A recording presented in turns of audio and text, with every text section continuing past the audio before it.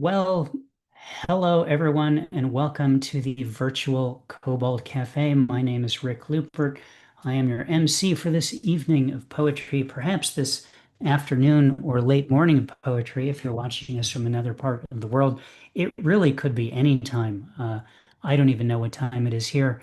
That having been said, I'm excited that you're all here, regardless of what time it is, to participate in our open reading as well as to hear our featured reader, Ellen Thea. Ellen, really happy that you are back with us. Really, really happy. And I know you're going to give a great reading. And there's all kinds of people who are coming in just to hear your read. So I appreciate you spreading the word as you did. Before we get to the open reading, a few items of business. If you would like to participate in the open reading and you haven't already done so, send me a message in the chat and I will be happy to add you to the list. As always, it is a two-poem maximum in the open reading, and our suggested time limit is less is more. So take that to heart when you're thinking about how much it is that you're going to read, and thank you in advance for that. Make sure that you have the chat room open since everyone is muted throughout the event, just to make sure there aren't any unintended interruptions. And by the way, if you're on the open reading list, you will receive an invitation to unmute when it is your turn to read, so don't worry about that.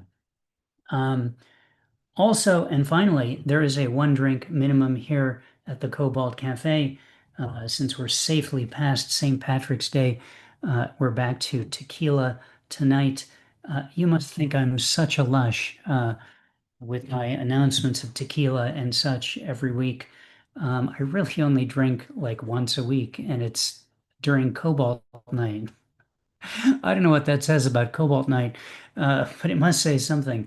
But anyway, one drink minimum, and I hope that you enjoy yourself while you're here. Having said all of those things, before we get to our first open reader, I would like to ask if there are any questions.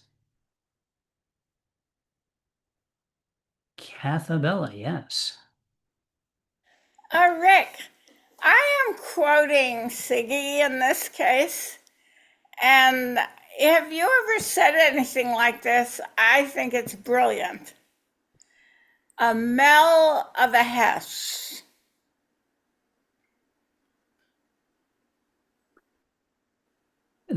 That's more of just a statement, isn't it, than a question? Mel So of a Hess. yeah, no, Oh, I get it.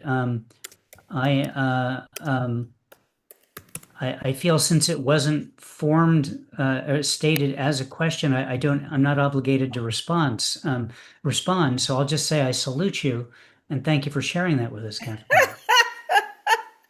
I asked if you ever said anything like that. Okay, well, when you word it like that, sure, I say things like that all the time. I'm constantly forgetting how the English language works and unintentionally messing up words and things like that. That's my standard modus operandi, or otis operandi, as the case may be. All right, Cathabella, thank you very much. Looks like Martin has a question. Hello, Martin. Good evening, Rick. I was just wondering if you have any thoughts on the concept of acceptance. I'm all for acceptance. That's like my main concept about acceptance. I think it's a good idea. I wish it was the Quatus Stowe. There we go. Yeah, you're reminding me of periods of my life when I've done that, and my father used to mix those first letters of words up all the time. There you go. But I've come to accept it. So That's very accepting of you in the experience in the world of acceptance. So very good. All right, Martin, thank you very much. Any other questions before we get going?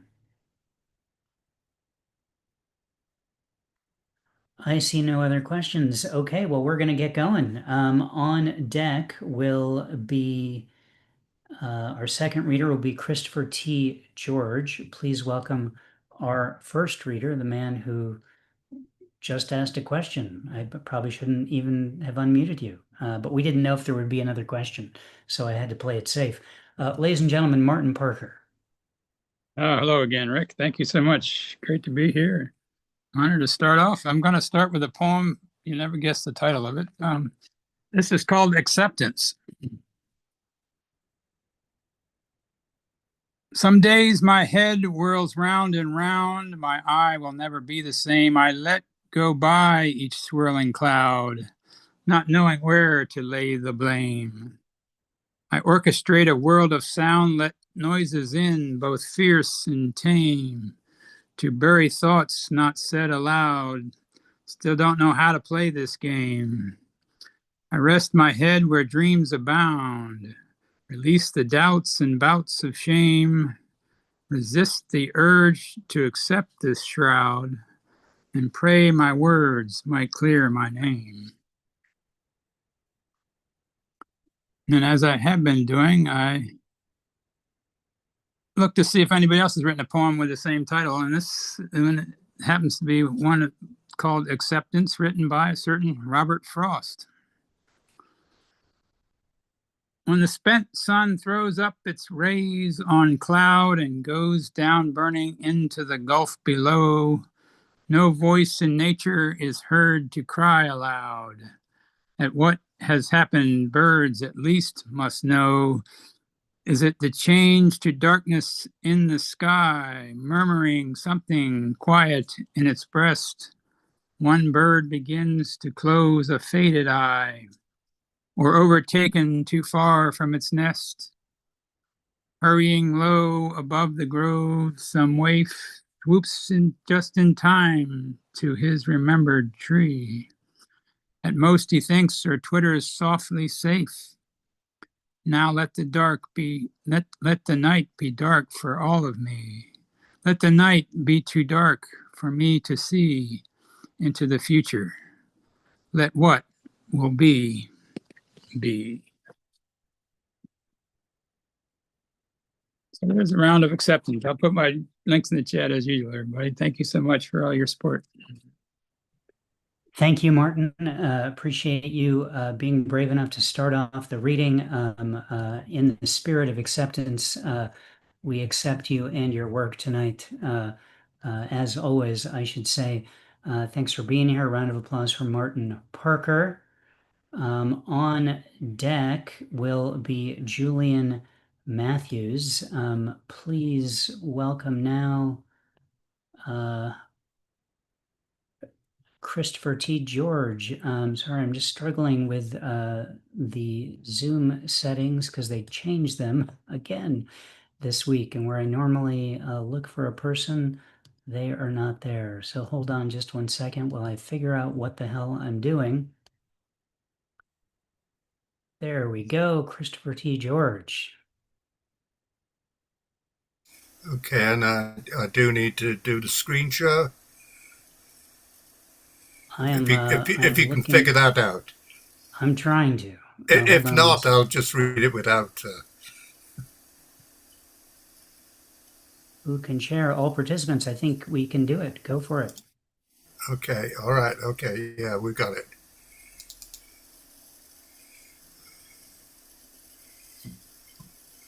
Okay, I'm starting with this poem by Anna Akhmatova, Russian poet. March Elegy. I have enough treasures from the past to last me longer than I need or want. You know as well as I, malevolent memory won't let go of half of them. A modest church with its gold cupola slightly askew, a harsh chorus of crows, the whistle of a train, a birch tree haggard in a field, as if it had just been sprung from jail, a secret midnight conclave of monumental Bible oaks, and a tiny rowboat that comes drifting out of somebody's dreams, slowly foundering. Winter has already loitered here, lightly powdering these fields, casting an impenetrable haze that fills the world as far as the horizon. I used to think that after we are gone, there's nothing, simply nothing at all. Then who is that wandering by the porch again and calling us by name? Whose name is pressed against the frosted pane? What hand out there is waving like a branch? By way of reply, in that cobwebbed corner, a sunstruck tatter dances in the mirror. This is a shorter poem by me, Early April, Maryland. There should be sadness in this farm's desolation, the ochre corn stalks, ragged after winter, the heaving barn on the hilltop, its timber grey-aged, its roof sunken, the silo paint-peeled and domeless.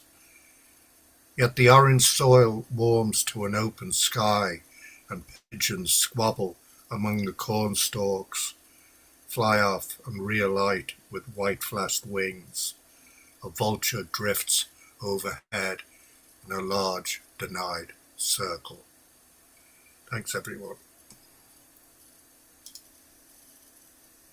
Christopher, thank you. Thank you for forcing me to learn how to use the new Zoom to make sure you could show us your poems. I assume Thank they'll you. change how to do it next week, and we'll have to do this all over again. But there you go. Thank you so much for being here. Round of applause for Christopher T. George. On Thanks, everyone. deck. Yeah, thank you. On deck is Christopher Bogart. The other side of the Christopher sandwich tonight, the meat in that sandwich tonight, is Julian Matthews. Hello, Julian.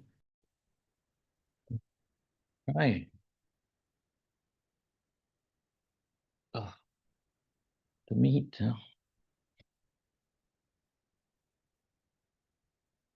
Rectangles. On my walk this morning, I stepped into something yellow and it squeaked. A tiny rubber duck. A child's toy that fell out a car window, perhaps. I uprighted it and left it free to face the elements. I weaved through rectangular high-rises. A mundane skyline of pigeonholed sameness, block after block after block of grayness, an architectural nightmare of steel, concrete, and glass, hollowed bricks and mortar to rob birds, trees, and the wind of space and air. This collage of edifices are like chalked outlines at crime scenes, but writ upon the open sky. The rectangular windows are like prison bars. Within them, captives bury their heads in more rectangles held hostage by cell phones or ever wider screens to time-suck their lives away. In attempts to kill boredom, we murder connection. Our lives are hung in the balance by the evil twins of horizontal and vertical lines, a mass hypnosis of polygonal hell, a rectangle box within a rectangle box within a rectangle box, like colorless, oblong, casket-shaped Matryoshka bottle dolls. We lead single cellular lives within multicellular blocks. We are our own wardens. We are locked in with our own set of keys, but no reason to leave. We find our escape within. Every 90-degree angle, another corner sentence. Full circle lives are reduced to square pegs in rectangular holes, yet we still can't fit in. Ever wonder why the internet and Netflix contain the word net in it? It's a trap. Get out now. I reach my apartment, I wave my fob and enter my building. Another gray, colorless, rectangular block. I unlock and enter my own little box, then pull out my phone to write this. I switch on the TV, I look out my rectangular windows, which are no different from the ones outside. I imagine I was that duck that fell out a window. A bright yellow tiny thing by the roadside. I hope a new child will discover me and take me home. I quack and quack at passers-by. No one comes. Thank you. Thank you for giving us the true meaning and purpose of Netflix. I don't think I'll watch anything on it without being going forward without feeling ultra suspicious. I just watched a documentary about the Red Hot Chili Peppers the past couple of days. Didn't feel like a trap, but maybe it was. Julian, thank you so much for being here. Round of applause for Julian Matthews. Two more readers than our featured reader, Ellen Thea. Denise Dumars, you're on deck. Please welcome Christopher Bogart. Hello, Christopher. Hello, Rick. I'd like to read two poems tonight, but I'm going to be reading one for a first-time guest we have here. But first I'll read my own, and then I'll read his. My poem is called, if I can get it here, is called Comfort Food. Whenever a dribble of processed yellow cheese, once trapped between two pieces of grilled bread, escapes, sizzling into the hot pan, an aroma arises, coaxing errant memories of the comfort of youth. In the simple steam from a bowl of cream of tomato soup, images rise. The fortunes of my childhood appear before my eyes in a ruby red of cream chip beef. I mine my dreams in lumps of oatmeal, studded with raisins to enrich my soul in the cold, dark February mornings. 50s food fills the swirl of gray formica contained within deco chrome edges. 50s food, followed by recipes taken off cans and boxes of name brand products and baked in Pyrex with tender loving care. The legs of the table are bowed with the weight of rivers of liver, smothered in onions and mashed potato volcanoes that stage gravy eruptions at the slightest touch of the fork. The warmth of these smells that assail my nose then sail through my mind now, giving off new comfort in a world sometimes mean, like a bowl full of cold lima beans. And then what I'd like to do is read a poem from Derek Parriott, who was here tonight. He's a mentee of mine. And for those of you that are familiar, and I know a number of you are with the book, Silence is Consent, he's got 3 poems in Silence is Consent as well. The title of his poem is, where are we? Here we go. Simplicity. I don't mean to mock you, perpetually aspiring to play a cruel joke, eluding you like fairies prancing in your peripherals, sitting tip your nose, always at the cusp of earning my identity. My presence is ever applicable, an avenue of success at all times to cultured eyes. Yearn thee. It takes not much to earn me. I'm here for taking hands. Plenty shrouds my silent sound. Still I remain round. Eventually, through perpetuity, balance is gained. Nuance I seem, professedly layered in intricacies. I am simplicity. Thank you.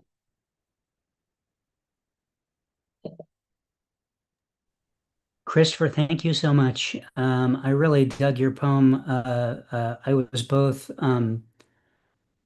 amazed and horrified by the phrase rivers of liver. Uh, uh, Both because I don't want to, I don't want to experience that, and B, I just thought it was such a good use of language, an interesting use of language in your poem. So well, and there was a lot of that in that piece. And thank you so much for sharing the work of Derek, who I already like because he has my name contained within his. So he must have something going on. And I guess he's been doing it for a while if he has poems in Silence is Consent. So thank you for introducing us to Derek's work. Derek, I know you're with us tonight. I hope you come back. I hope you stick around, enjoy the rest of the reading, and I hope you come back and read some of your own work yourself in the future. Thank you so much, Christopher. Round of applause for Christopher Bogart. On deck, our featured reader, Ellen Thea. Please welcome now Denise Dumars. Hello, Denise. Hi, I've been desperately trying to copy that flyer for a garden of verses, and it won't copy. So I'm just going to put some info in the chat here. This is on April 4th. It's called A Garden of Verses, and it's in the California Botanic Garden in Claremont, which is a very, very long way from where I live. And what they do that's so cool, I think, unlike Casabella, I think it's really cool that you can go throughout the garden and there are different groups of poets that are in different parts of the garden, and you can like listen to a little bit of this group and then go over here and listen to a little bit of this group and whatnot. You don't have to come and sit and listen to me. I will be with the Southern California Haiku Study Group. That's where I'll be. It's a great event. It's all day. Also, because there is admission fee to the garden, if you want to get in for free, you can contact me or someone else who's appearing, and we can get you a pass to go in for free. So there's that. Okay, I have two tonight. I'll make it quick. This one is brand new, so I won't. It's not polished, but then again, it's about a substance that you really can't polish. It's called stucco. What the hell is stucco? Some nonsensical aggregate of mindless recrudescence mixed with the paint of the years, a cold memory, one-hit wonder, painted like some museum diorama, confronted with the knowledge that, yeah, someone killed those animals and stuffed them with what? Stucco? Age and virtue signaling are tearing down my town. And let me remind you, stucco won't bend in an earthquake, not like the redwood bones of the house where I grew up. No, we were taught to bend, to flex, to move and modify our stance. No one understands that today. And so instead of bending, they break. Something like thick frosting, scooped and smoothed on a trowel and smacked on suburban walls. It covers up itself, I suppose, makes texture out of the smooth nothing, fooling the eye, expecting movement. Its uncanny shadows hint at more interesting developments, but by then we've already driven by. And this one is short. It was published in one of those California anthologies. It's called The Big Fig Tree. It's hard to say. And it's after the Moreton fig tree in Santa Barbara. I'm sure most of you have seen it. The Big Fig Tree, because that's a real thing, big enough to give a leaf to Michelangelo's David for his junk, big enough to give the hitchhikers some shade, big enough to keep the developers from chopping it down, roots like veins in a really buff dinosaur, fruit the ruddy blush of not your mama's fig. And like every other thing in Cali, just about, not a native, but a transplant. Not Adelaide crapsey, but Adeline crab brought the tree from Australia in 1877. Will someone please shout to my cremains if it makes it to 2077? Man, that would be so cool. Thank you. What the hell is stucco? I don't know what it is. No one knows. No one knows. That's the problem. Yep. One of the great mysteries of the world is this substance which appears naturally, I think, at the base of volcanoes, and people just gathered it up and started making buildings out of it with no clue what the consequences might be. No idea. Thank you. Sure, thank you. Also, dug the line, not your mama's fig, Denise. I just never quite thought about, the hierarchy of figs, and what that might imply to the older generations, and is there a newfangled modern fig? You know what I'm saying? That, or maybe that's what you're saying. And that's the fig for the young people. Thank you very much for setting me down that path with those thoughts and for your work tonight. Round of applause for Denise Dumars. On deck after our featured reader is Mr. Tezozomoc, which leads us now to Ellen Thea, our featured reader. Ellen, I'm so happy that you are here with us. Ellen has been to the Cobalt many times before in the past, and it's great to be able to put you in this open reading slot. Featured reading slot tonight. I could talk for hours about what Ellen is about and what she's accomplished. You should ask for her full bio to get all of those details. She has been a pioneer in integrative healing arts for more than 60 years. It's quite possible just listening to Ellen's poetry tonight will heal us in some way on the basis of that. She is an award-winning-ish, internationally recognized performance poet and mixed media artist, often blending those two things, her words and her visuals, and movement and other things into her presentations, which I think is so cool. I love it when art talks to other art, and the things that get created as a result of that.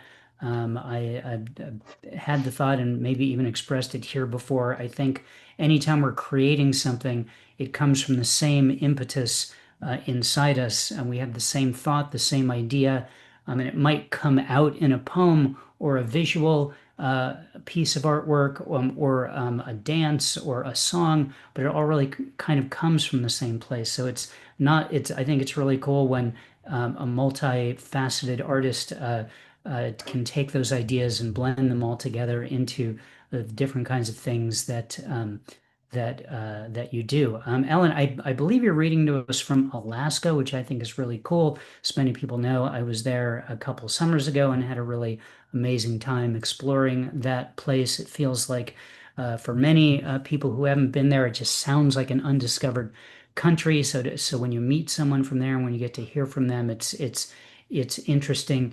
Her awards include the Bitterroot Poetry Magazine Award, the Douglas Friels Poetry Award, the Dancing Poetry Competition, among others. She put a quote in her bio I want to share with you, or two quotes, really. One of them is, "I'm a sourdough cracker with a slice of Big Apple on the side." So take that with you. And then finally, you can call her Ellen or Thea or E.T. Just don't call her late for dinner. A woman after my own heart, ladies and gentlemen. Please welcome Ellen Thea. Thank you all so very much. Thank you, Rick. The poster was absolutely gorgeous. And I'm reminded, Denise, to just say what Groucho says about stucco. Boy, can you get stucco. I don't know if you remember Groucho Marx, but whatever. Anyway, so thank you so much. And I'm a sourdough cracker with a slice of Big Apple because I grew up in New York. I lived in South Florida for 20-something years, and now I'm in Alaska. Okay, so my first poem is actually one of the poems that I gave to Rick to make the beautiful poster. It's the Blue Moon Turtle Grandmother Speaks. This is an audience participation piece because I've got a drum, I've got a tingsha, and I just don't have enough hands to do everything. But we're all drummers, right? Because you always have a heartbeat right here. Okay, so that's what I need you to do. I need you to help me with your heartbeat. How's the volume on that? Is that good? And you can still hear me talk? Awesome. Okay, you guys keep this heartbeat going for me, please, because there you go. You got shakers and all that. It's the Blue Moon Turtle Grandmother Speaks. Based on a true story on Hollywood Beach. Once in a blue moon, out of the blue, truth, an unusual occurrence. Yes, rarer, still more extraordinary, is the pink moon, the blossoming lotus Buddha moon of the grandmother turtle, summoned by the steady drum of silvery waves, laying her eggs, journey seeds. Once in a blue moon, the seven sisters' radiance sparkles and tones a new heart temple. Fertility is assured. The quickening has begun.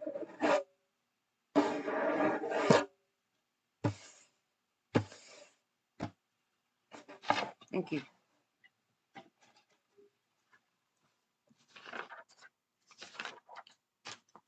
All right, now the glasses are coming off, so I can't really see you guys because you're so far away, but hey, that's all right. It's Women's History Month, and this is a poem called The Invisible Woman. The invisible woman screams, her mouth a perfect circle, her essence slipping through as she cries through the veil. Her tits made long from nurturing the world. She comes again and again on your kitchen counter. No penetration, no messiness. She'll clean up any mess you make anyway. She slips and slides through, though sometimes as she cries, others hear a vague sound on the wind, moans, an occasional wail, or a glimpse of movement out of the corner of the eyes, but it's nothing, it's just the wind. Not to worry, a false alarm. She exhales all her energy. I am solid, I am real, I am not a transparent mirror. She fliskers in and out like a ghost in the remote. Okay.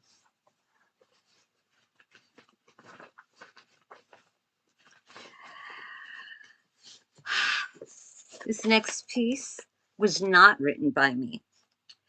It was written by three people dear to me, two of whom are no longer here. This is America, Where Are You? It was written in the winter of 2004, 2005.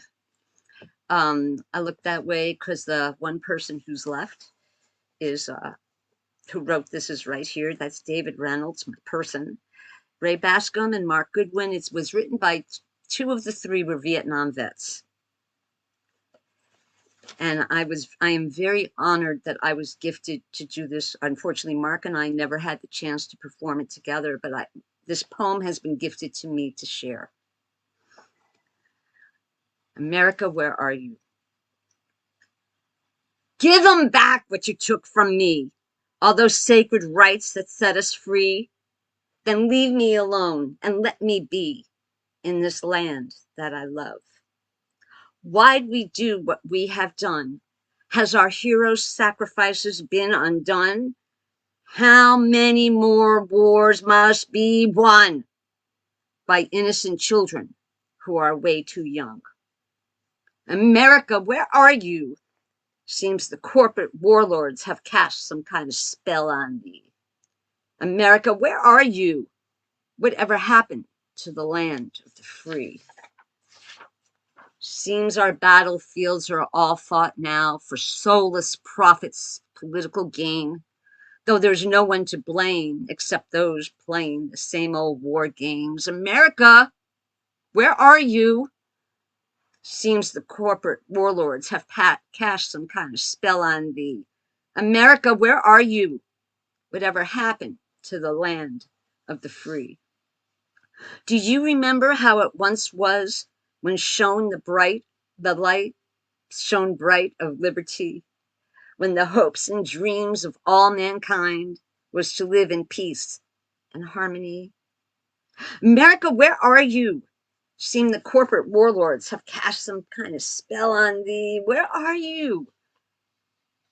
Just whatever happened to America, the land of the brave and the free?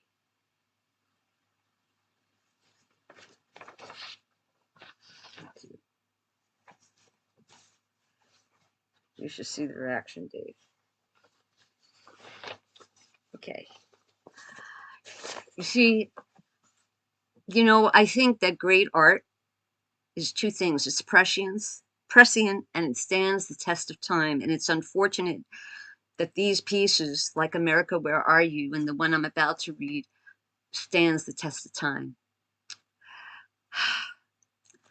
I wrote this piece in the mid-90s.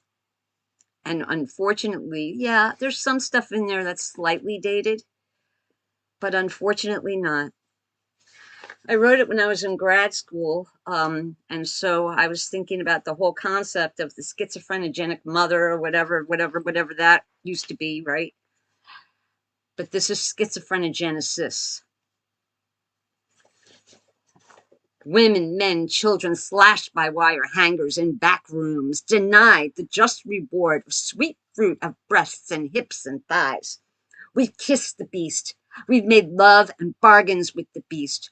We've blamed men who couldn't tame the beast, who also sacrificed heart voices to the dark-mouthed Molech beast, that devouring soul monster, an inferno built on plastic, silver and copper discs, green slips of barter burning what's important to importance. Disposable diapers for small disposable bodies. Mother cries.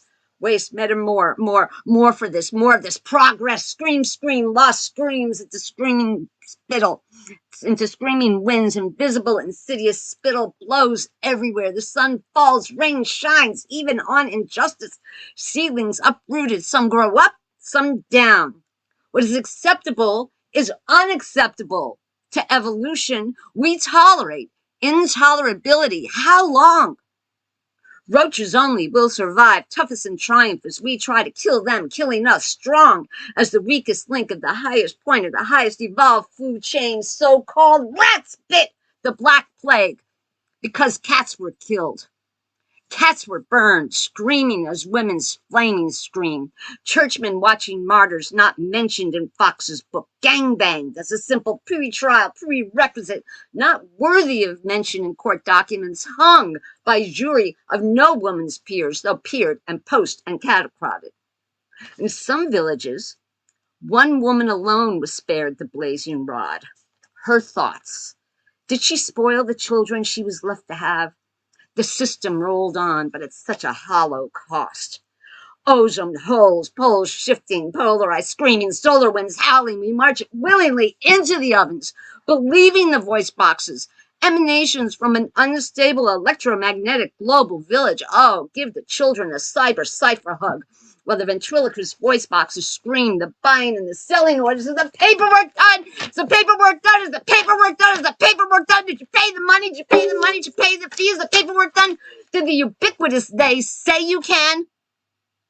The drones drone on while the honey sucked out of the hive. Not to worry, not to worry. Anyone can work with children, psychiatric patients, the elderly, the grieving children, drug addicts, grieving children of living AIDS parents, anyone. So long as you pay. Fill out the paperwork, because you don't need a soul. You don't need a soul.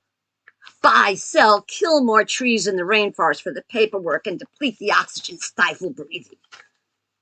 My esophagus has a reflex instinct. Fight, flight, but where do you want? Run. How do you fight? Vaporize. No, we march off into the wounds. The lyric cynicism of Generation X. We're near the end of the alphabet. Arrogance. Even Captain Janeway is a devotee of patriarchal federation, locked in step sharks with lockjaw, the beast taken for granted. Do you really want to get used to this life on this planet and then galactically spread these weedy dandelion seeds? Exchange feminine patriarchy for masculine patriarchy. Do I condemn my son because he was born without a vagina? Is he a hierarchy? Is she? Higher and higher forms of archery. And yes, yes, yes, some men believe emasculation. Unaware they perform gastric surgery on themselves by amputating women and children, and yes, breasts and hips and thighs, though some are still unnaturally wasted, but matriarchy is still cutting out cookies by rote. My eyes hurt from crying dusty tears in this desert with no oasis. Battalions of higher archeryized mothers in gingham chains of apron strings beseech, they demand the owning of the guilt of demand martyrdom to the owning of the guilt of mothers through the ages. Stepford women and Stepford men march to the ovens unceasingly, unaware. Even the guards go willingly, unaware they're guards, fish caught in a net, gasping poisoned air. Step around, step down, step back, step over, just step away from living life. Cyanide, societal suicide. I see youth in aged eyes. I see youth anesthetized. I see soul survivors of a lifetime memories suffocated, though still breathing. The emperor is naked. The crowd is naked. The bypassers are naked. A child is clothed in innocent, naked truth. Grab a can opener, enlarge the sardines box. Women, men, children, childhood survivors of all ages, speak up. Call collect. Live.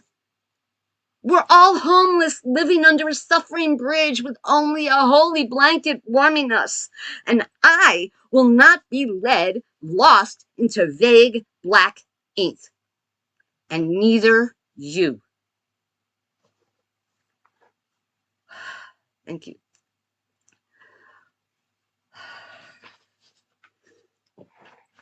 Oh, I need to take a breath after that. Yes. Okay, so on a little bit of a lighter note, yes, I'm going to seize this moment to. I only have 2 poems after this, Rick, so don't worry. Seize this moment to tell you a little bit about me. I do mixed media art, but nowhere near as wonderful as Rick. Where to go? Here, this is one of my favorite pieces. I'm going to put it way up close. You can see it. And this is actually a picture I have in the house, but an out of focus kitty. And it's a little magnet that I made, very old school, very human made or whatever. And it's Schrodinger's cat. And he's a sly one. He is the best there is, or isn't. I just think it's be a great refrigerator magnet. But I do magnets like that and artwork, and I do astrology and tarot and energy work and all that. And I will put my email in the chat because I'm having issues with Facebook right now. So that's all I wanted to do, a quick little shill. And where am I? Rick, this is for you. That's right. Sometimes when you do a set, you forget what you have set up in your set, and then it becomes a pleasant surprise. So this is, I actually wrote the last verse of this just the other day, and because I felt like singing tonight, so I'm going to take another drink. So like Rick said, I live in Alaska, and so I wrote this song about Alaska, and you know the tune because it's sung to the tune of Summertime, but I live in Alaska. So this is the Alaska winter song. Wintertime. Sorry.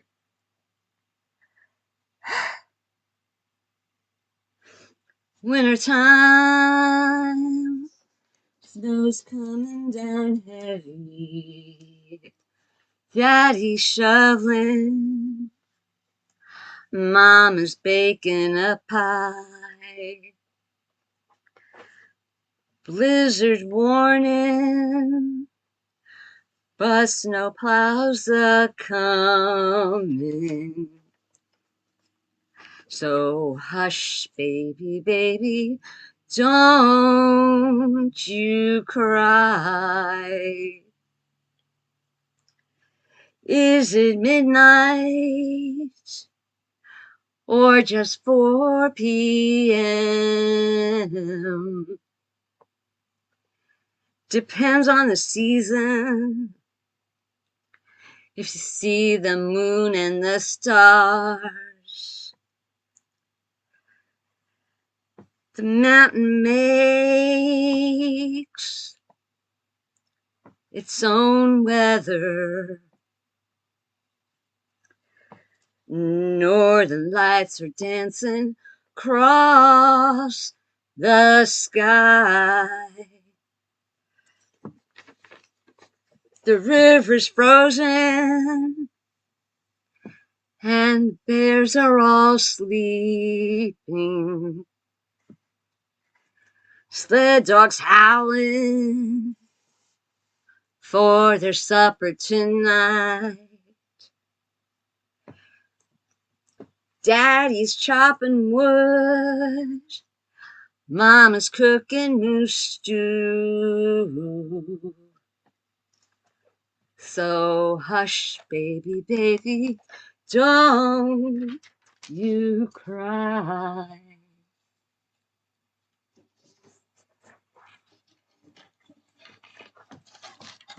Nope. Switching up the drum. This is my last piece. This is Suicified. I'm playing this drum piece. There's a friend of mine who just had an aneurysm in her brain, and she's been leading drum circles online with me for like over a year. And so I'm drumming for Sandra to send good vibes to her. She's got issues with her brain swelling and stuff. And I have other friends who are, I have two people who have back problems and a foot problem and a this problem and a that problem. And so as I'm drumming, let's like send some good vibe energy to these people. And this is a poem. It's called Suicified. And it's what happens when you take your kids, who are my children are now grown up. Back when I wrote this, they were little. It's what happens when you take them to Jim Carrey's How the Grinch Stole Christmas, and then like that later that day or the next day, you're hosting a festival, a hippie festival, which is where I got the name the Hippie Diva too. But that's a whole different story. All right, this is Suicified.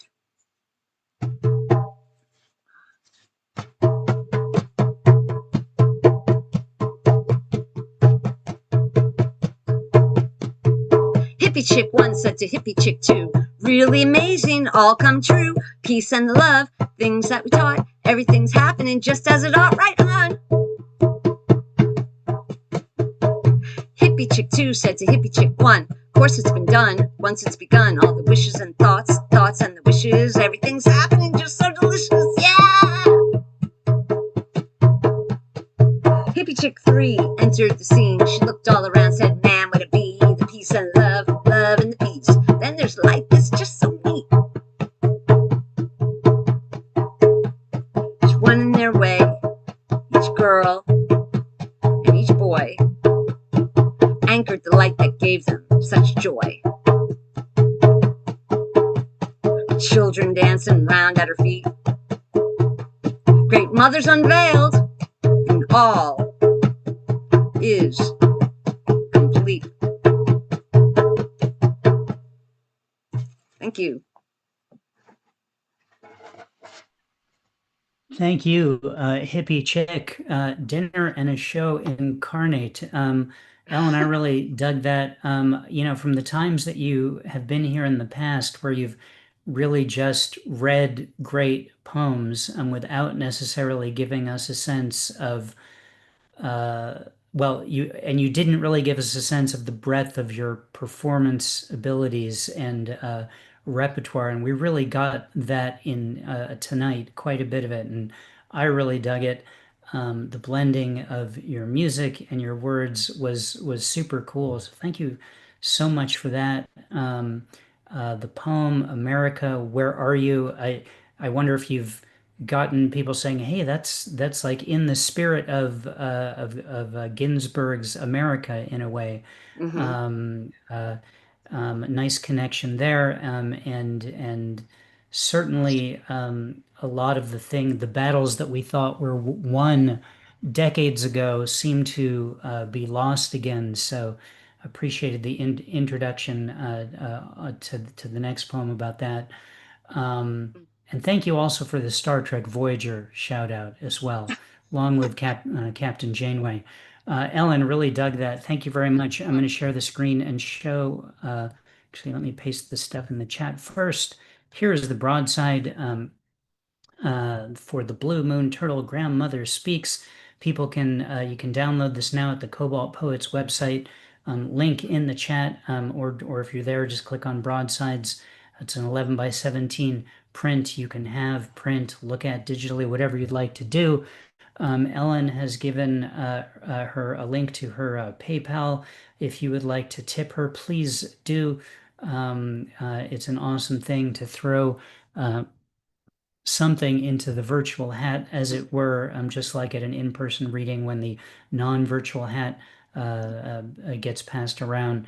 And God knows in Alaska, they need extra money for more daylight this time of year. So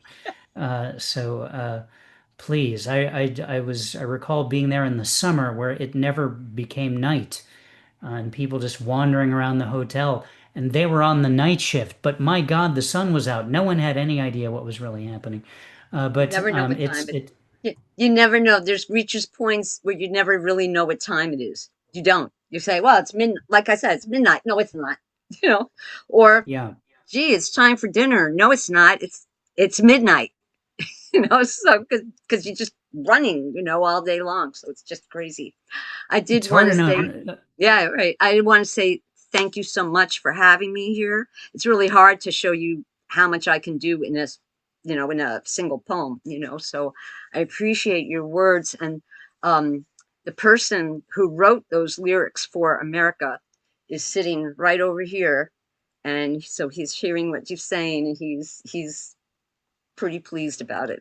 So, but he's not a performer, so that's why it's me. So Well, that's really cool. If he ever wants to come and just read in a not performative way, he's more than welcome to. Thank you, Ellen. A really great show you gave us tonight with a whole lot to think about and enjoy. Please come back more and participate in our open reading. I bet you could do quite a lot in the two poem space, so that's your challenge going forward. okay, Round of applause for Ellen Thea, our featured reader. Thank you, Ellen. I'm gonna put I'll put my bio in the chat. I'll put my email in the chat, so you guys can get in touch with me if you want. Thank you. Sounds good. All Thank right. you. Thank you again, Ellen. I will quickly mention that next week our featured reader is actually our next open reader, Mr. Tezozomoc. So looking forward to that next week. We're about to get a little taste of it. The rest of tonight's open reading consists of the following people in this order.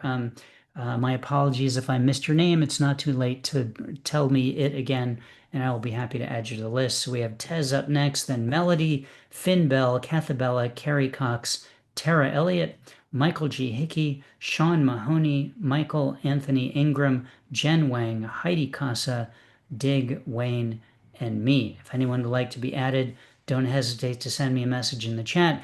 Friendly reminder in case you came late, forgot, or just like to put rules out of your mind. 2 poems maximum. Less is more is the suggested time limit. Melody Anderson, Bermudis, you are on deck. Please welcome now Tezozomoc. Hello. Great to be here, and thank you. I will be your feature for next week. So let's prime the pump and let's see what you guys think. Let me see. So I have 2 short pieces. I'm going to start with this piece titled "The Tragic Point." At the heart of it, the tragic point is this: you can never be yourself.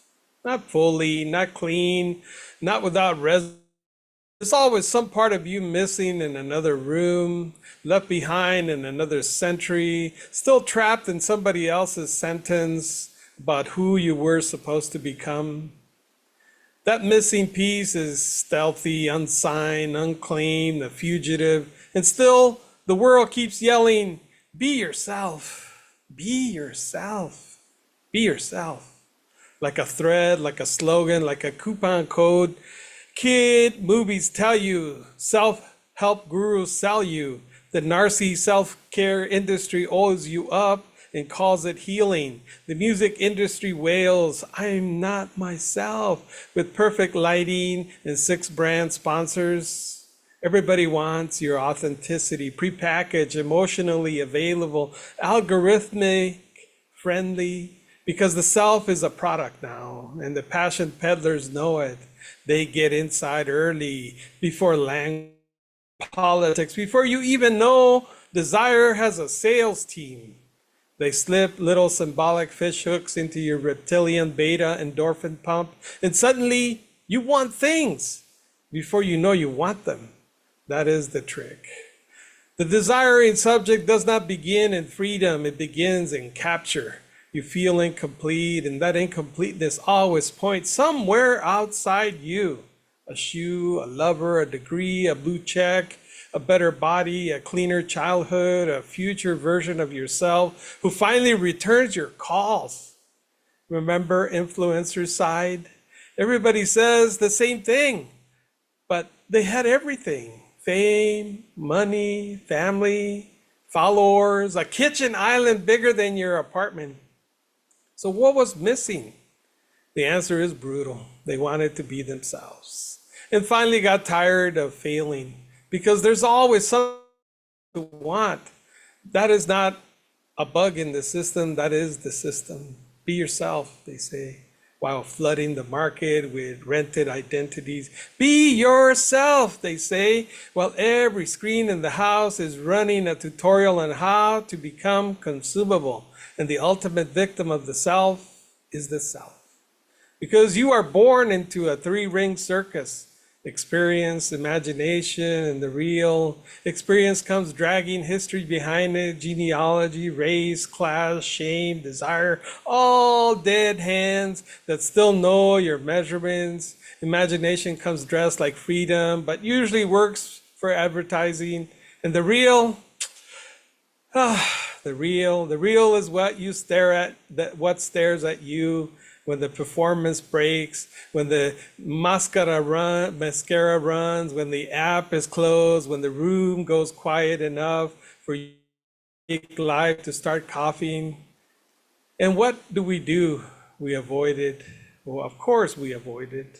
We say, not today, abyss, not today, breakdown, not today, ancient howl, coming up through the floorboards.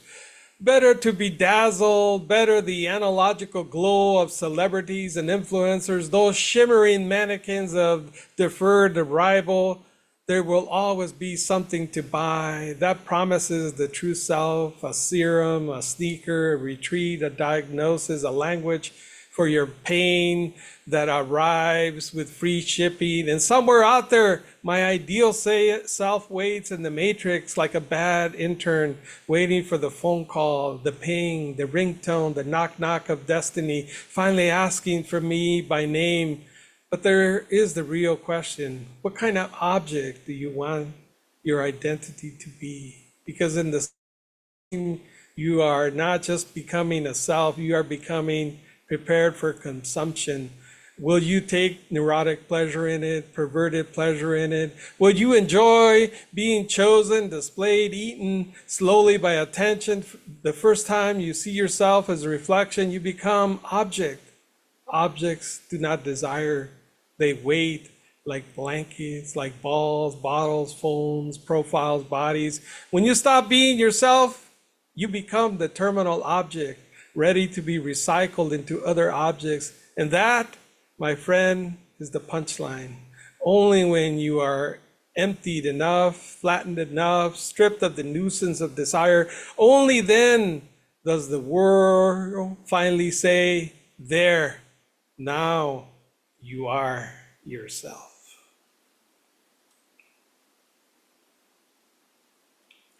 I think I'll leave it at 1. Very good, Tez. We're going to get a whole audio next week, so a good choice there.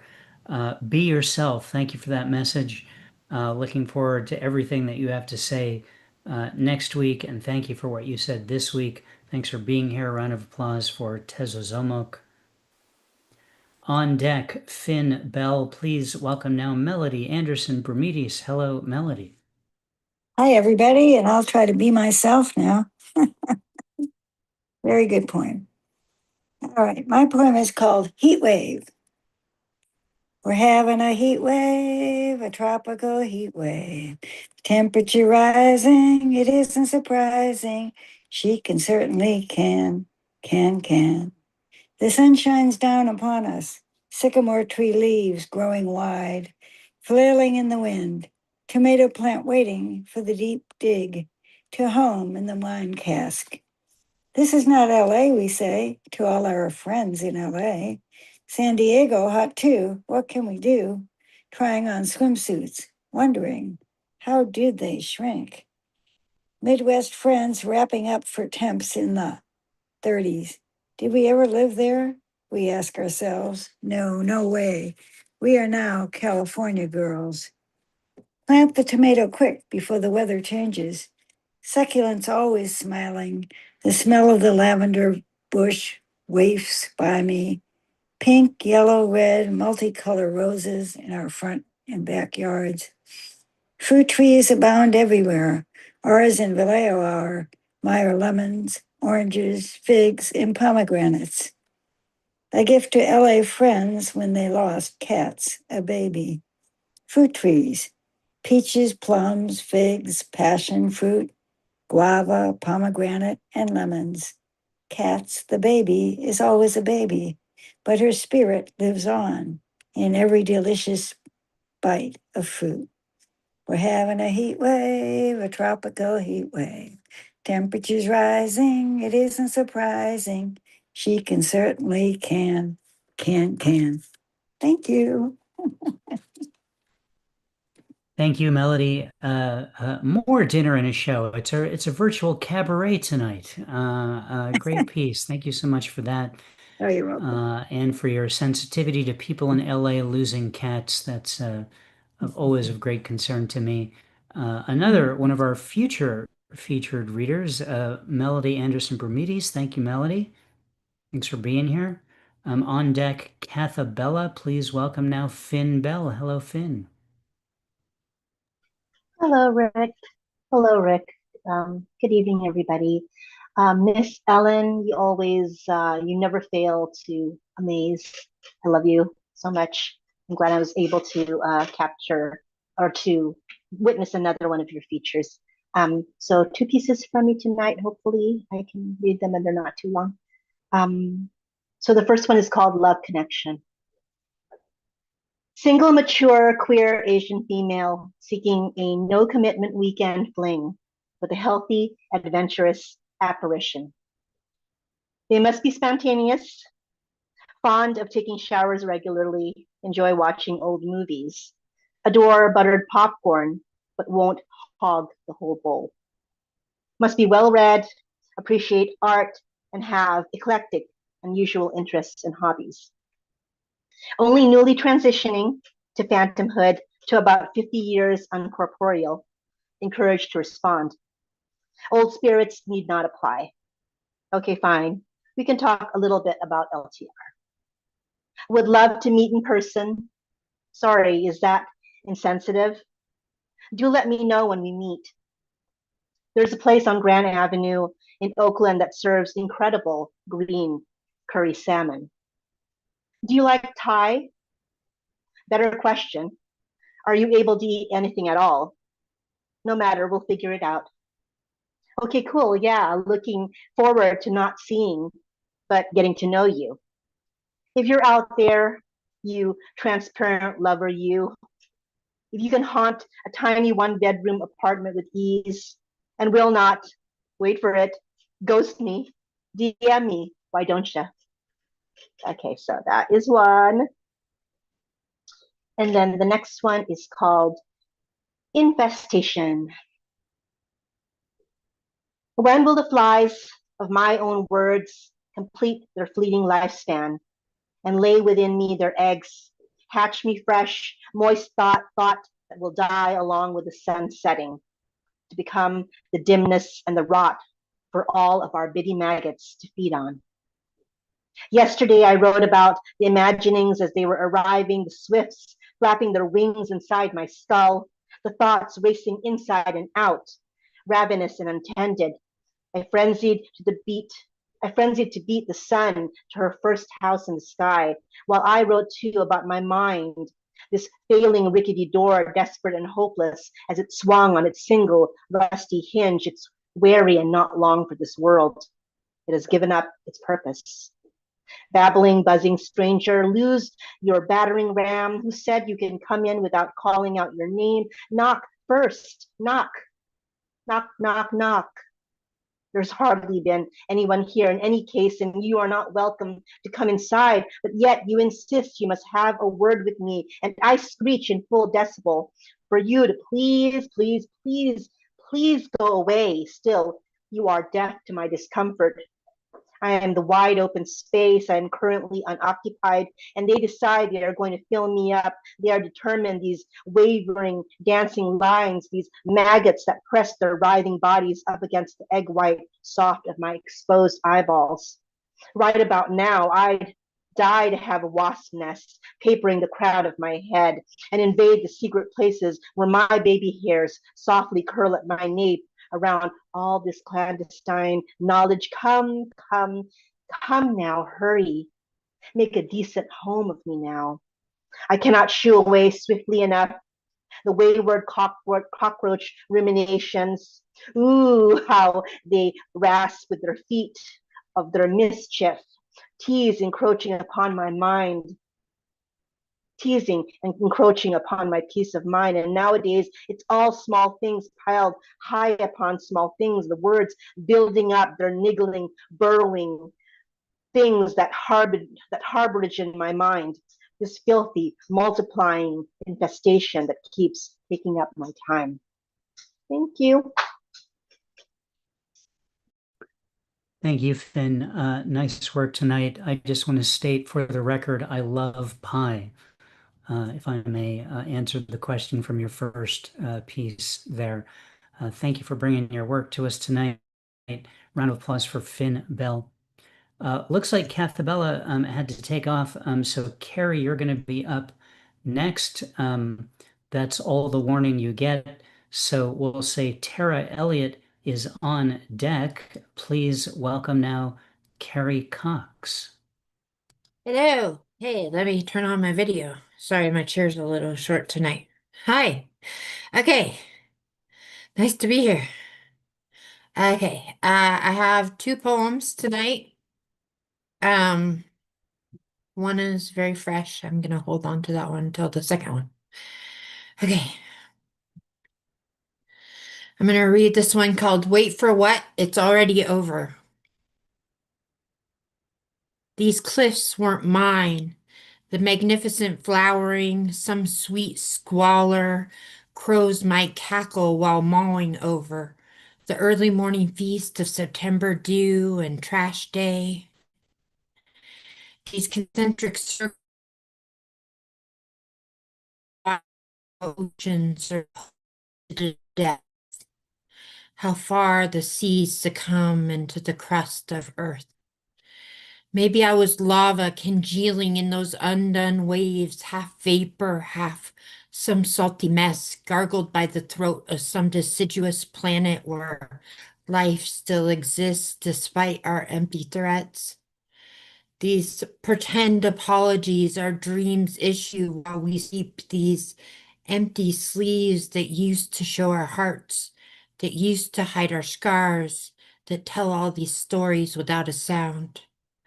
Without helicopter blades blowing clean the roofs of hospitals, without the soft smile of an angry devil, without a page or pen or whisper, the kind that might be worth 1,000 words in any language but yours. These dips in the road, these old-timey minstrels, these ways I've learned to lie to myself, these weren't mine or anyone else's, despite what the humans have made of the angels, despite these memories behind an attic door, protected by a skeleton. I'd never be ready to see. These elephants parading right through these rooms, these cliffs are for prisoners, these precious givings for those who must go. They say we're all mothers to the suffering of others. They say these bars, these walls, they said if we only knew. These dangers, these disasters not spoken of, these twice tasted nooses spool like a jail yard tattoo, these men that talk like you could never deliver the drama the way your skin as a knife slips through. All crimes have criminals claiming innocence, a new kind of autumn full of dying or sleeping, a new kind of cage you can't see through. These are the nights of cleansing or culling or crying and kicking your way through. There's still so many places I'm escaping, trying to get to you. Okay, and now I'm going to read the new one. It's called Reading Lips. Like I just finished it at 7:30, I think. You taught me a shanty without any notes on a tide that lifts more than just boats. We were two alligators in different moats. We had reasons for leaving. We had treasure for bones. We had rivers for blood streams, cypress for psalms. The ashes all burned before the levees were gone, buried like an anchor, the rope holding on. I'm all sunset, you'll always be dawn.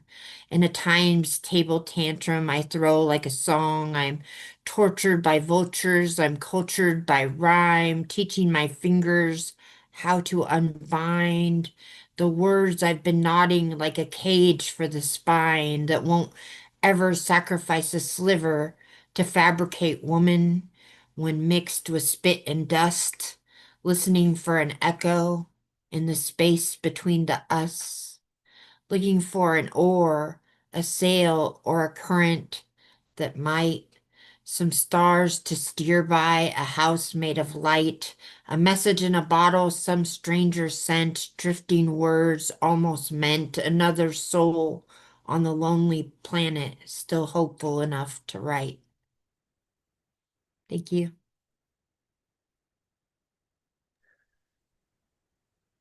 Congrats on the new piece, Carrie. Very exciting to have something fresh off the whatever it is that it was written on. Really cool. Must be satisfying to read that. The line, "We're all mothers to the suffering of others." I typed it in immediately to comment on it when you said it, and then three other people typed it in the chat. I don't know if you noticed that. So you got a good, really good line there that moved a lot of people. I'm also intrigued by the concept of you possibly being lava. So I'm going to be thinking about that, what that might mean. Lava Thank you for, girl. there you go. Thank you for being here tonight. Round of applause for Carrie Cox. On deck, Michael G. Hickey. Please welcome now Tara Elliott. Hello, Tara. Hey, how are you guys? I hope everybody's doing well. I'm going to read a first piece for Ellen, for your friend that has a brain aneurysm, because I had a brain aneurysm in 2012, and I was fully healed from it with what was called a pipeline embolization device. This is called the seam. The gathering of flesh tightly against itself, the beginning of a seam. When I was a child, I went for a walk in the woods. The mountain laurel blossoms lit up the bushes like the kitschy lights of a 1970s Christmas tree.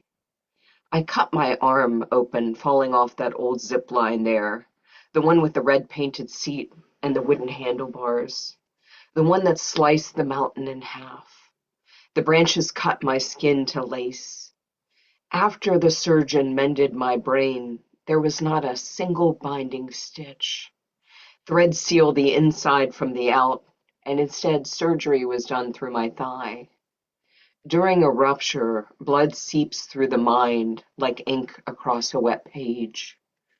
We lived next door to a Boy Scout camp, and Gordy double dog dared me that I couldn't ride, that rickety zip line down, the long and twisted steel cable to the end. After they lashed each arm to its own support, after they ratcheted the blue drape up until I thought that it was sky, I never felt scalpel slit skin. Mountain laurel flowers drop like withered onion skin after the rush of pink fades and autumn's air settles in. They give you a local when they close the wound, and they call it that, a local, as if your wound is simply headed to a bar where it will try to stay sober enough to make the drive home. There were 3 stitches on my upper right thigh, where joint connects trunk to leg, body to limb, where they threaded the metal stent up and into my brain, through my femoral, through my carotid, letting the flow of my own blood place the ring that stopped the seeping, the ring that married me to survivor. Black bruising took over a month to heal.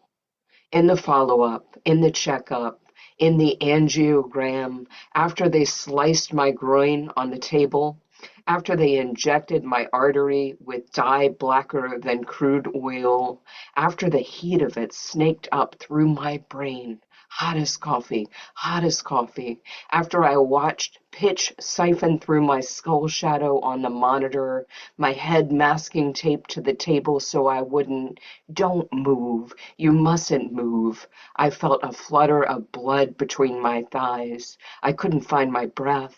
The surgeon called my name over and over. Breathe, his voice still repeats in my sleep. Over time, some simply dissolve. Others are carefully snipped while trying not to. Please don't move. You mustn't move. Not a single binding stitch in my skull. 7 in my left arm from when I fell.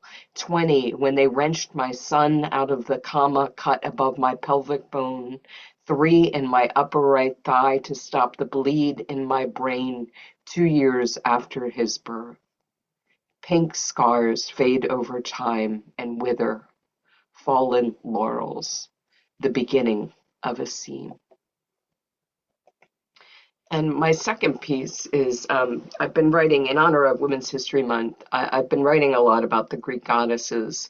This is called Letting Go of the Self, and it is for Cassandra. And those of you know the Cassandra story, she had an affair with Apollo, who gave her the gift of being able to tell the future, but nobody would believe her. Letting go of the self. I worshipped you, threaded thousands of bay laurel garlands to string at your temple, slit the throats of sheep and goat at your merry whim, spread warm blood with my bare hands across the chiseled stone of your altar. When you with your lyre gave me this gift, sending serpents to flicker the future into the hollows of my ears, I swore you these curves, my body. But the visions, oh, the visions, my home, my family butchered, my skin blistered crisp, and the wild horse foaming at the mouth, braying and champing through my streets. The silence. Fistfuls of flame ripped from the root, my eyes, the rolling of abyssal white. I tore my cheeks until they bled. I barred you forever from my bed.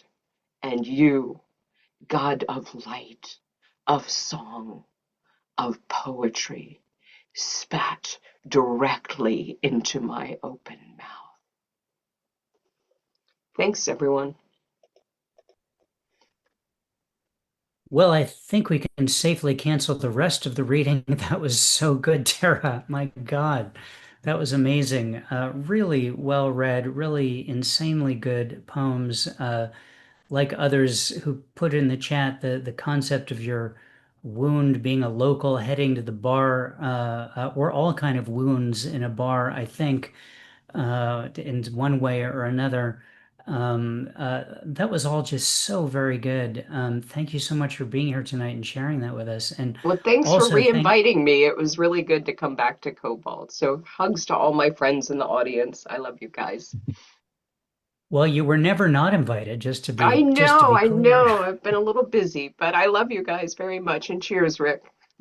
Cheers, and thank you for having me last week as the workshop leader on Thursday for Eastern Shore Writers Association. It was a good experience, and I appreciate Absolutely. I you. keep getting fan mail for you, so I'll forward them along. Please, please do. Um, Tara Elliott, ladies and gentlemen, round of applause for her showing us how it's done.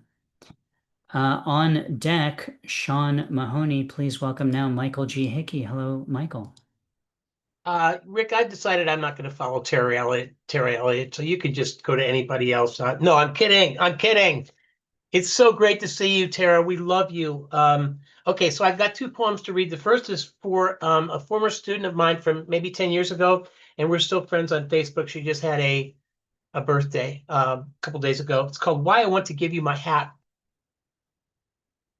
I'll never forget that day after poetry class when the ghost inside your shadow confided that your grandmother had died and your boyfriend moved to Oklahoma to be with his ailing mother, and what would you do without him?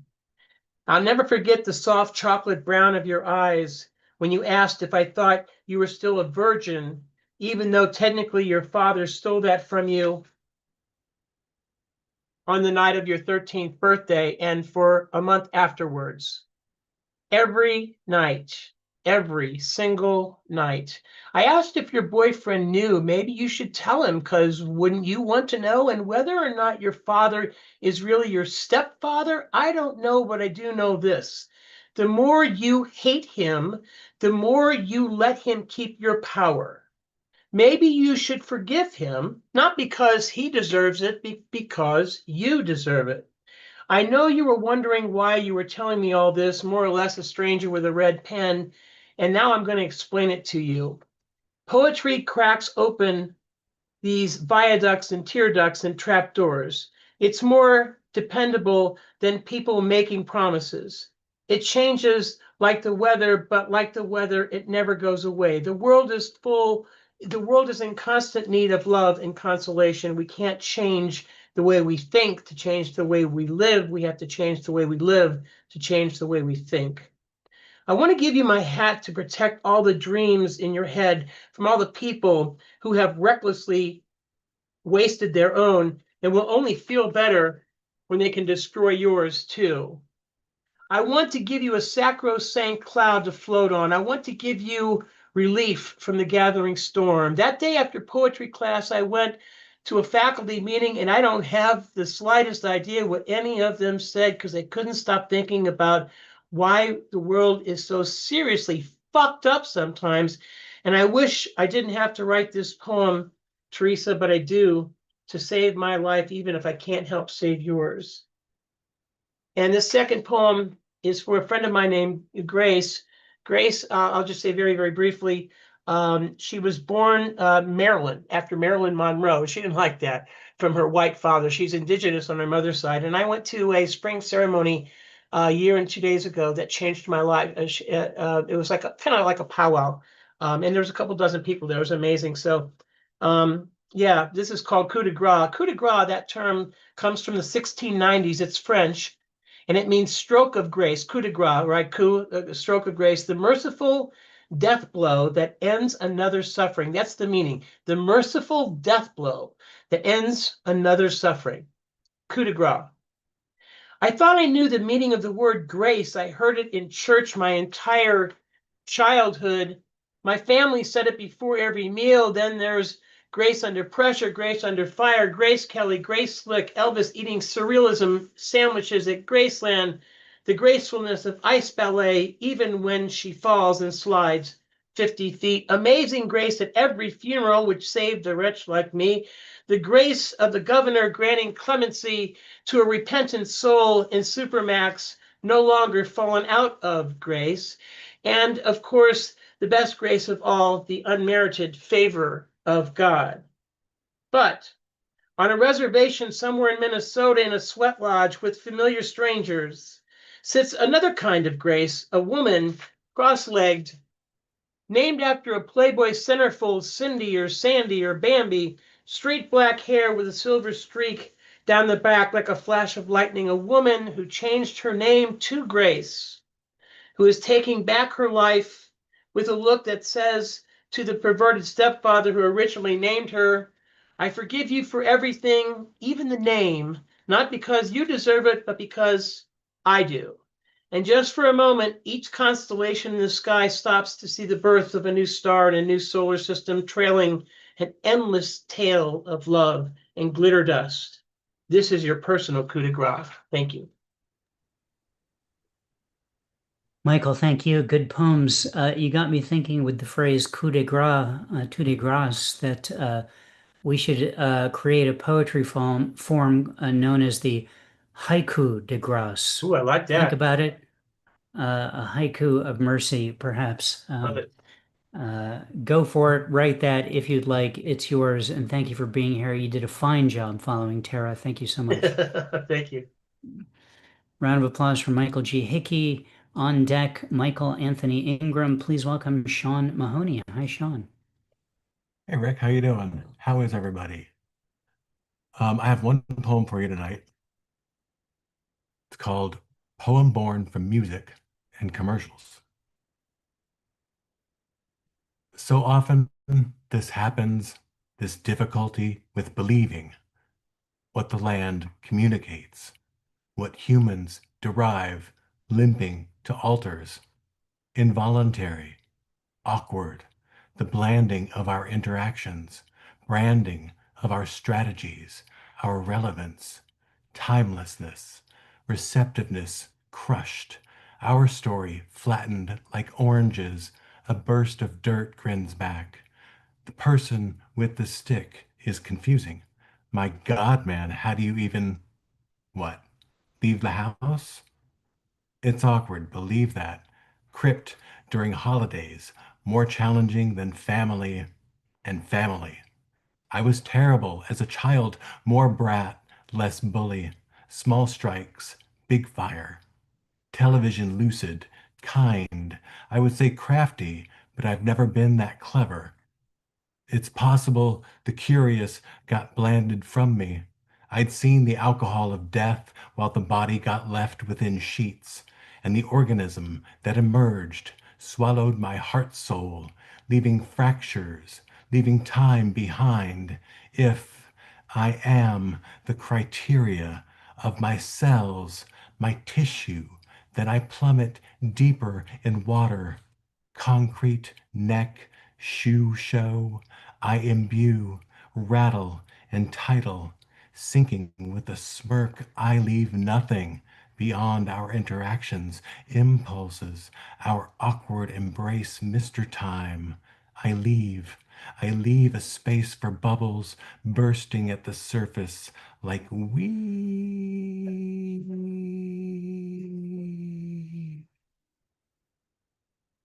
Thank you. Fantastic ending to that piece, Sean. I feel I needed to pass you a bicycle tire during it. I'm not sure if that's needed. Bicycle tire pump, an air pump. That's probably the better way to say what I'm trying to say here. Let me know if you need one of those. And thank you for sharing that awesome piece with us. Thank you. Appreciate it. It was fun. Thank you. Round of applause for Sean Mahoney. On deck, Jen Wang. Please welcome now Michael Anthony Ingram. Hello, Michael. Hello, hello. Greetings from Washington, D.C. I'd like to share one poem, and the title of the poem is Where Was I Inside My Own Life? In the labyrinth of existence, amidst the twists and turns of time, there comes a moment when one pauses to ponder.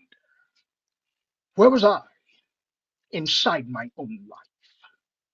Was I merely a spectator, watching as scenes unfolded before me like a silent film? Was I an active participant, shaping the narrative with each choice and action? In the moments of joy, When laughter danced on the lips and the heart swelled with contentment, was I fully present, soaking in every sensation, or was I elsewhere, lost in the tapestry of memories that weave together to form the fabric of my life? Where was I?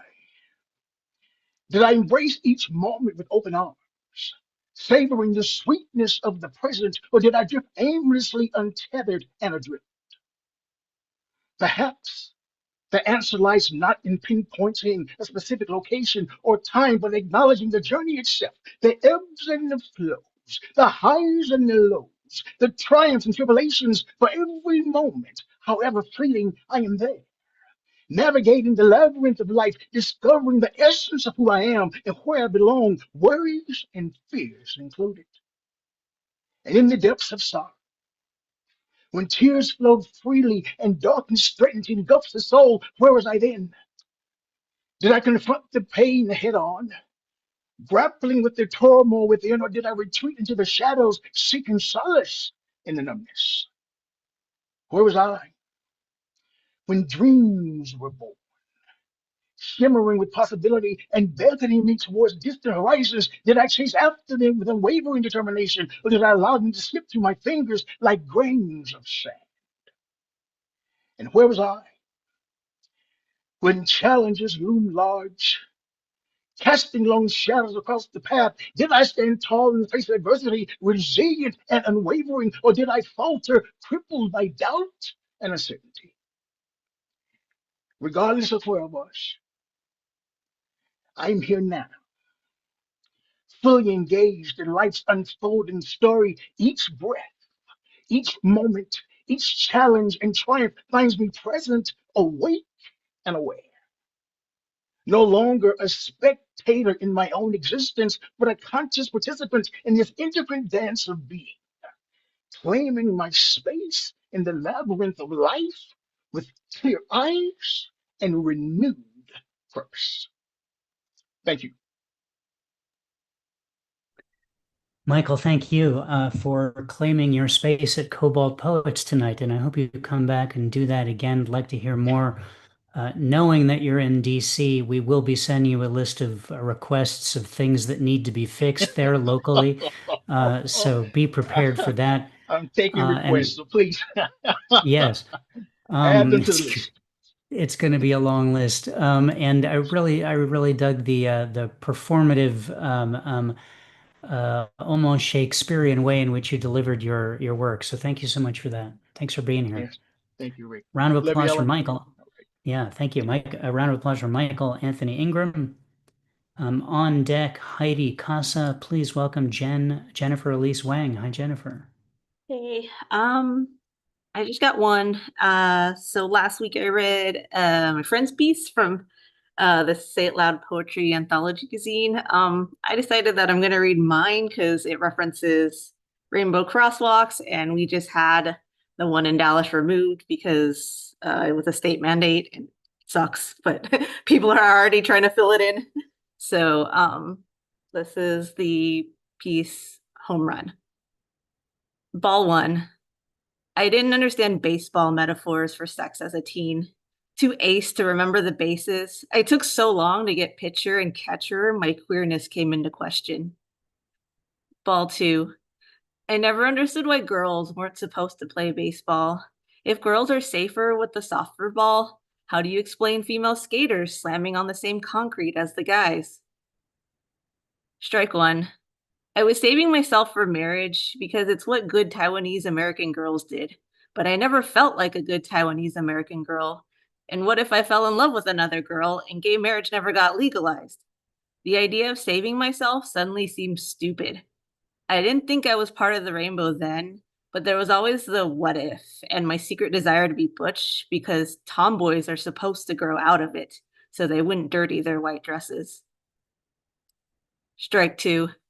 I don't actually want a wedding, but I still secretly fantasize about one. Even then, the poofy white dress, that's sometimes black instead, looks better on a mannequin than this body that feels as much home as Taiwan, which is not very. It's a relief to have escaped the multi-wedding curse of the multicultural because I wouldn't know how to explain in my shrinking native tongue that while I'm okay with female on my passport, I'm not going to be anyone's wife, even after the ring is placed on my finger. I avoid visiting Taiwan because I have nothing to say.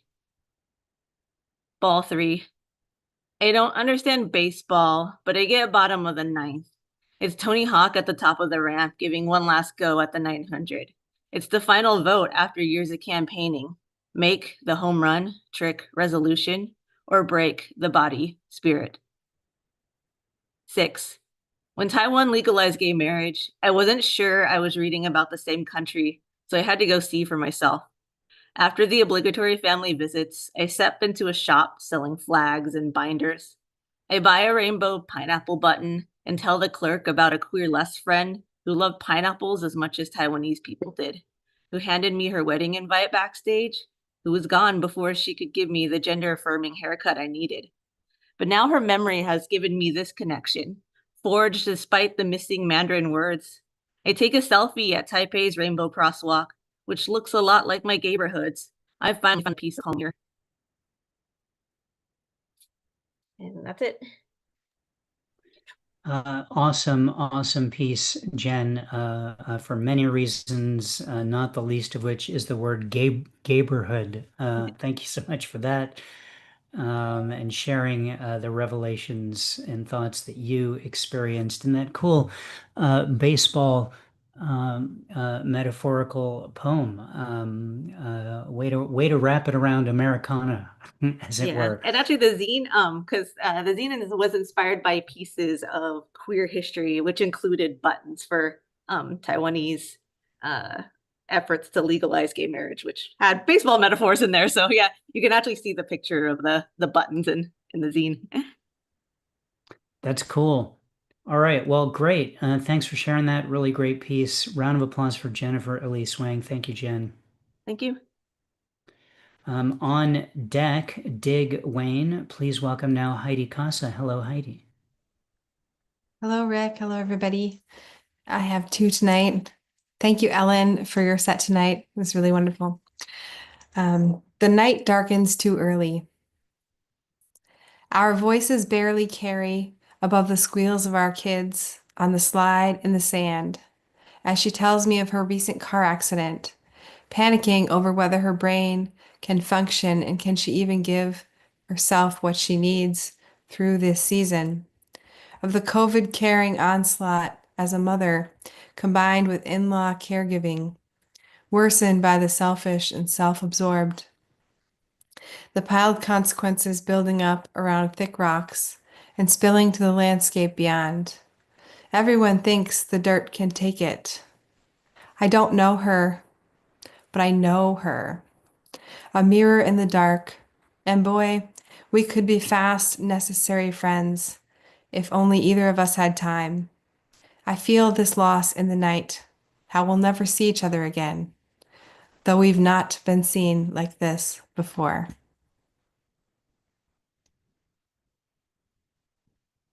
And Sunset Beach bagpipes. The rushing pull of crashing waves and the lull of soft sand calls me. Before the beach can begin its hug, the forlorn call and answer of 2 bagpipes reaches inside all pedestrians. No matter their purpose here, every person in the audience stands caught in this secret wash, questioning COVID nightmares and reality, singing mourning, giving the ears the first sound to match the eyes' first sight past COVID, wringing out the towel, uniting us in this casual, solemn witnessing. Thank you.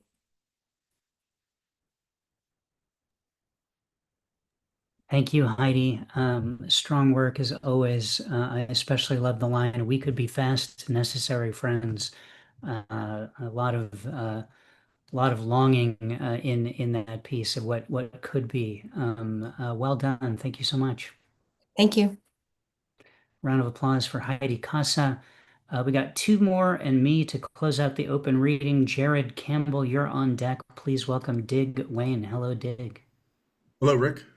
Hello, everyone. This first one's an old one from 2020. I wrote it during the pandemic. It's called Plague of Haiku de Gras. I just added that tonight. Anyway, Lego Haku. The novel execution, or perhaps will just go away. Miracles do happen. When black cracks inside, the sound is low slung cellos only dogs can hear. With the earth on pause, chaos changes colors. Chameleons in the sky. Abracadabra, trigeminal, neuralgia, promises. My back is killing me. Who does it think it is now, threatening my life? When will it all be over? The bearded lady needs a shave. Sideshows have been furloughed. The president of the United States ain't nothing but a hound dog, lying all the time. Murder hornets are fake news. I met one today. It didn't kill me. Waiting for the results. Don't want to be negative. Optimistic treetops. Driving metaphors. The world has turned a corner. Hand over the keys. That was during the pandemic. COVID. That's what they called it. I'm not sure what I'm going to read here. I'm just going to read this real quick. I just had a moment today I thought of it. Maybe someone can relate to it. This is not a poem, it's just an observation. That moment when you're lying in bed in the morning, doom scrolling, and you hear your partner about to walk back into the bedroom, and you quickly stash your phone under the pillow so you won't look like a loser. Thank you. Nice. Nice one there, Dig.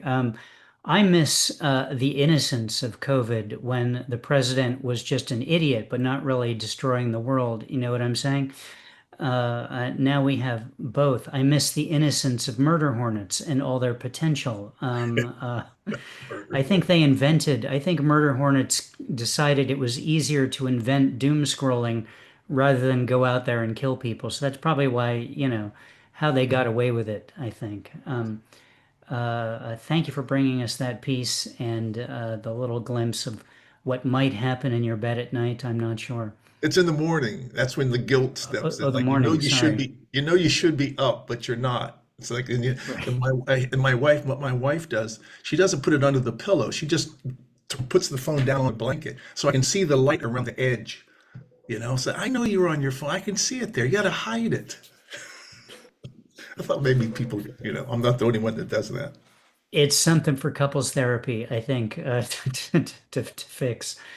I mean, I proudly read poems on my phone in the morning as an excuse to delay getting out of bed. So no one has called me out on that, but Yeah. I don't Well, know. maybe you're better in other areas in your marriage than I am. We'll make a chart and we'll figure it out. Dig, thank you so much. Thank you. Round of applause for Dig Wayne. On deck is me to close out the open reading. Please welcome now Jared Campbell. Hello, Jared. Hello. Yep. So first one is after a Miro painting, and it's called Women at Sunrise. The sun rose orange as a potato, and the women came to watch. Colors sprung from the grayness of the smoggy town, like jokes told by a soprano saxophone. The shadows woke and came out to worship the sun. They sang, "Sometimes joy is hard won and slow. Sometimes joy is automatic, like sunrise." And then the second is a persona poem written from the perspective of Joseph of Nazareth. I've devoted so much time to the art of joining things, but only ever by reducing them. Cutting and shaving and sanding. I can make a table out of wood, but I can't make wood. If I join several pieces of wood into a table, have I made a table, or have I just rearranged the wood? I can make or shape a table, and I suppose that's good enough for a small town carpenter. But I can't make something out of nothing. Creation is a woman's work. That's what I was thinking on the road back from Egypt, watching Mary holding Jesus. There's something between them that I'm not part of, something shared by him and her and someone else. Little Jesus spoke at the temple, and when he speaks, he's animated by another breath, and I'm afraid. It gives me the sense that I'm a witness to my own life, not a participant. He's something new.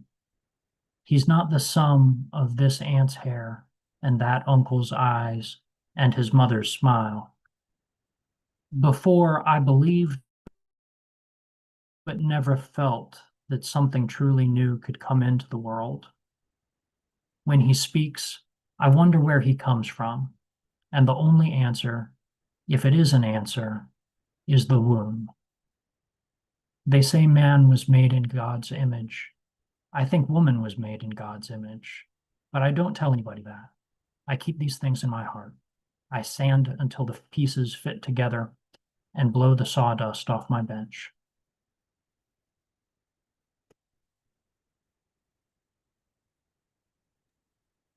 Wow, Jared, that was fantastic. I really dug that piece quite a bit. It reminded me of a song by Dan Byrne, a folk singer, contemporary folk singer, still out there doing it. He wrote a song called "Joe Christ." Just about well, I mean, it's just what's going on in his mind. What's his life like? Like, oh, honey, you're pregnant? Okay, you know. Yeah. That sensibility, those aren't words from the song. I'm pasting a link to it in the chat in case anyone wants to check it out. Really well done. You got me. The line "I can make a table out of wood, but I can't make wood" was really powerful. And I really wanted to tell Joseph in your poem about seeds so he could grow a tree and make wood. So let him know. Yeah. For me, but really nice. Thank you so much for sharing your work with us and being here. Please come back. No, thank you. Yep. All right, ladies and gentlemen, round of applause for Jared Campbell. Really nice job, Jared. Thanks for being here. I'm going to close out the open reading with two new poems. This one I wrote yesterday. I posted it on my socials. Maybe you saw it. Just getting well, I don't really need to explain it. It's called Poem. The earth, the nations, this country, people in airports, people on the streets, people who purchase gasoline, people who like wind, people who like peace, people who speak up, people who listen, voters, women, people of color, lovers, choosers, you, me, they, them. This list is not comprehensive. No one is better off right now. There's that one. And this is the poem I wrote for this week's Torah portion. The Hebrew word of that is the title of the text is tsav, which means command. And this poem is called Obligation.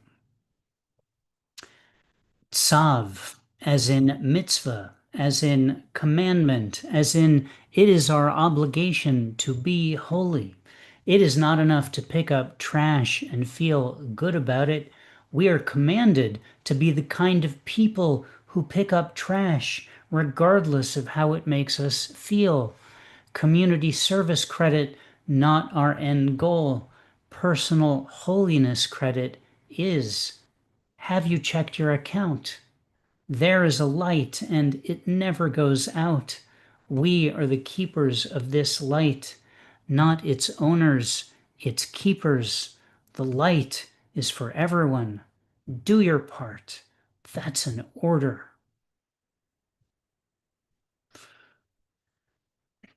Alrighty.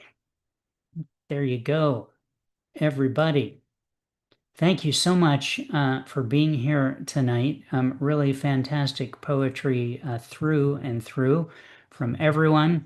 There is the stuff for our featured poet, Ellen Thea, who gave us an exhilarating set of her work, sang, drummed, spoken, and enjoyed by all of us. Thank you so much, Ellen. Please consider tipping Ellen for her reading via the PayPal link that I just pasted, and of course, downloading Ellen's broadside at that link as well when you're on the website. If you're not already receiving our weekly emails about promoting this event with the Zoom link, click on email list and you can add your email there. You can click on calendar to see who is coming up next. As I mentioned earlier, Tezozomoc will be our featured reader next week.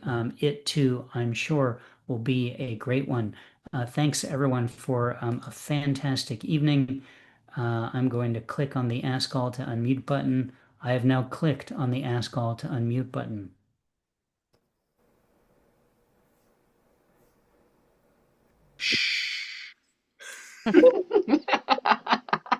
I think we're all introverts at some level.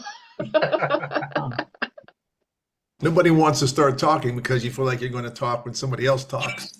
And it's going to But become Digwayne, I I loved hearing your COVID poems because it like brought me back.